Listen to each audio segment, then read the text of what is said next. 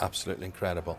Joining us now in the studio, Ray Quinn. You know Ray from Dancing on Ice and X Factor running up, and now you're doing Dirty Dancing. Yeah, a bit different from flying a plane. Yeah, but I am. It's good in the West End. All good. I'm really enjoying it. Yeah. So this is the stage show of the film that has that line which I never really understand, which is Charlotte. Nobody puts baby in the corner. That's the one. That's when everyone goes. Yeah. Are you the man that puts baby in the corner, or who are you? No, I play Billy, which is the younger, cousin. He's Johnny's cousin. So Johnny Castle is the main guy, and I'm his cousin. I'm the guy who carries the watermelons. I'm sort of plot really. I introduce him to baby. I cause the uproar with Penny, and I sort of set up the whole story. So it's a nice little role for me to play. Because it's a lot of acting for me, because I don't dance at all in the show, which can be frustrating, but at the same time... it's another nice string to your bow, isn't it? It's nice to be seen in a different way. Exactly. And what is it about this Dirty Dancing thing? I mean, I must say that, you know, I did go and see the stage show, but, you know, I have to say, with my two elder sons at halftime, I decided we'd go next door, because really the girls who were with, they wanted to see it. It's a girls thing, isn't it? And really, I mean, look at Charlotte. She's sitting there, she's smiling. I know, because do you know what? I haven't seen it yet. I've seen the film hundreds of times, and I really wanted to go. And every time I went, it was all booked up because it's been so successful. And it crosses generations. I do accept there's a message. I do accept that people do love it. I mean, just personally, it's not me. But. Well, I mean, I tell you what, I've had lads go who I know. Yeah. You know, big lads. And they've gone out crying. That's probably what I was doing. Yeah, Did that. I mean, as I say, you've seen the film lots of times, which is great. But if you go and see the show, you know, it has so much more to it than the film. Yes. You know, you see everything about it. You see people's reactions. It is very well done. You can watch it, you know, from beginning to end and really get involved. And at the end of the show, you feel like you've been a part of Kellerman's. You've been there for the summertime, and you know, it's lots of fun and a great evening. What do you feel like? Was it 3 years after the X Factor for you now? I think it's 4, is it? Yeah, but that was the year Leona Lewis won. Yeah. And so there you were, runner-up. Would life be any different if you had have won, do you think? No, I don't think so. You know, I love doing shows. It's always been a dream of mine, and you know, to be in the West End again for the sort of 3rd time now is great. You know, I'm just enjoying working. I'm pretty sure X Factor's back this week, actually. I think it is, yeah. Yeah. Would you watch? Do you stay I've tuned to things? I've got 2 shows on a Saturday. Yeah. I can't do it. You're a bit busy at the moment, aren't you? I've just got enough time, literally, this morning. I don't know how I got up, but I'm here. You did it. Well, no one puts Ray in a corner, because he'll be there in the West End now. At what theatre are you at for this? The Aldwych Theatre. The Aldwych. Okay. Very good luck. Thanks for coming in. Nice one. And he doesn't do a single dance, he says. But I sing twice. Sings twice. Okay. More than twice.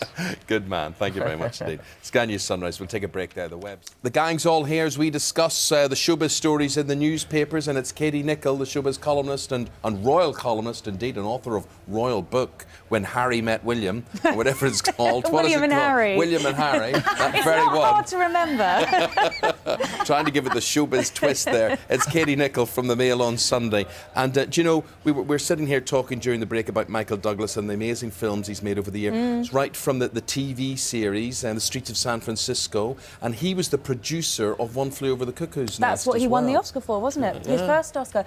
But yeah, I mean, as you can imagine, this story is just huge, but on both sides of the Atlantic, and it's on most of the front pages again today.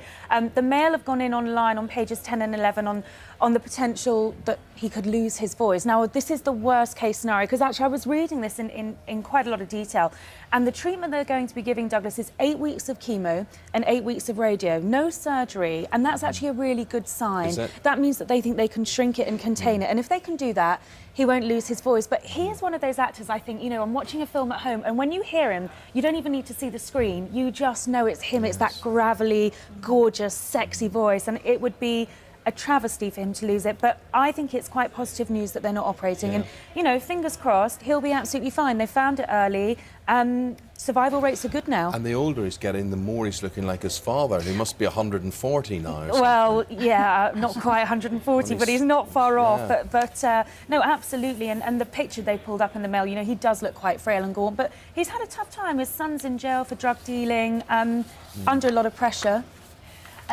I think does it say there it's throat cancer or is it? Well, they're not specifying at the moment. Because my father had this and actually lost his voice. Right. But the good thing, if there is a good thing about losing your voice, it is a very local cancer, so they just sort of cut it all out and that's it, and it's gone. Yes. But if it's sort of gone down, then that's when Well, it's I think very they're worrying. very reluctant to give too many details because possibly they just don't know. Yeah. And you know, this man is going to have to live this out very publicly. So I think they're always inclined to give as little detail as possible. But we all wish him obviously a speedy recovery and hope he doesn't lose his beautiful voice. We were talking to Ray Quinn there about reality shows before the break, and here we've got Prince Harry and DJ Goldie. Yes. And what is the connection with the TV talent show? Well, this is my favourite story actually of the day because they are the most incongruous couple, aren't they? Goldie, his mouth full of gold, quite literally, and Prince Harry, the boy born with a silver spoon in his mouth. But they are going to be collaborating on a new reality TV show. The idea is they're going to pluck 12 unknowns.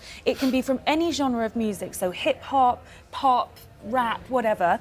And they're going to make a group called By Royal Appointment, which I think is fantastic. Wow. And they're going to be performing in October on BBC Two. And the whole point is it's a chance to discover homegrown talent. There's going to be no voting off. There's going to be no nastiness involved. It's just 12 would-be musicians. Ray, what do you think of the nastiness involved? I mean, could you be a talent show? Yeah, that's for sure. I would have just relaxed then. Could you sit on one of those panels as a judge, or what sort of judge would you be? I don't know really. I don't know if I have enough experience to sort of pass on judgment. For me, it was a massive learning curve as regards to myself and everybody around me. But you know, I went from beginning to end, and it was hard work, but it's got me where I am today, so I can't complain whatsoever.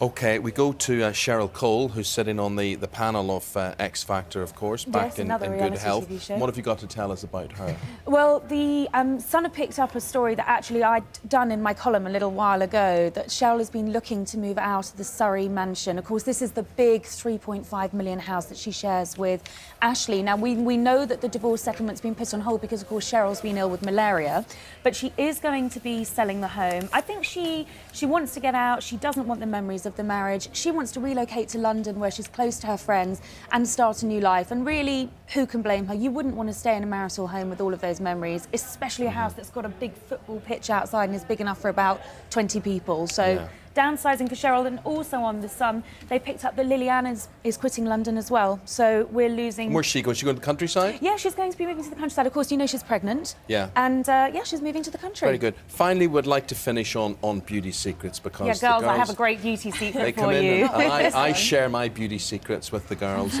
every morning. Really? Yes. You should see them before I shared those secrets with them. Well, Jennifer Aniston's going to share her beauty secret with us. Apparently, her secret to her beautiful skin is Neutrogena's £1.99 soap bar, which is what she swears by, apparently. So does she sponsor this? No, she doesn't. She doesn't. It's just come out in an interview that that's what she uses. But I think there's probably a few more products. Apparently, she likes Protect and Perfect as well, which isn't certainly £1.99. And I'm sure there's some creme de la mer and very expensive products something going very expensive on. as well, I imagine. Or some laser treatment which costs thousands. More likely. Possibly. Just don't mention the B word because I'm sure she doesn't have any of that. I'm sure she doesn't. I'm sure she doesn't. Thank you very much indeed, Katie. Thank you for that romp through the showbiz stories. You're welcome. And Ray, good luck with all your dirty dancing. Thank you. Yeah. You should come in between the matches. Yes, very good What's point. your football team? Oh, I can't say. My dad will kill me. No, that accent will be a bit of a clue there. I have seen all three of these ladies dirty dancing at various stages. Lucy, dance your way through that weather. We've got a bit of rain and a bit of sun. We've got a little bit of everything today. It really depends on where you're based. But good news is it stays mostly dry for the cricket, the third test down at the Oval. Hope you enjoyed the programme this morning. That's your Sunrise on this Wednesday. Back in the morning, live desk with Colin Brazier next. Well, the Civil Aviation Authority estimates around 73,000 people are affected by the collapse of KISS flights. The firm operated flights to Greece, Egypt, Turkey and also the Canary Islands. 13,000 customers are currently thought to be abroad. Now, the CAA says they will all be able to get back to the UK because they're protected by ATOL, the air travel organisers' licensing scheme. Firms do go bust. 60,000 people have future bookings with the company. Those due to fly before 6 tonight should still be able to. Cancelled flights leaving after that should be eligible for a refund, but accommodation booked separately won't be covered. We have lost money.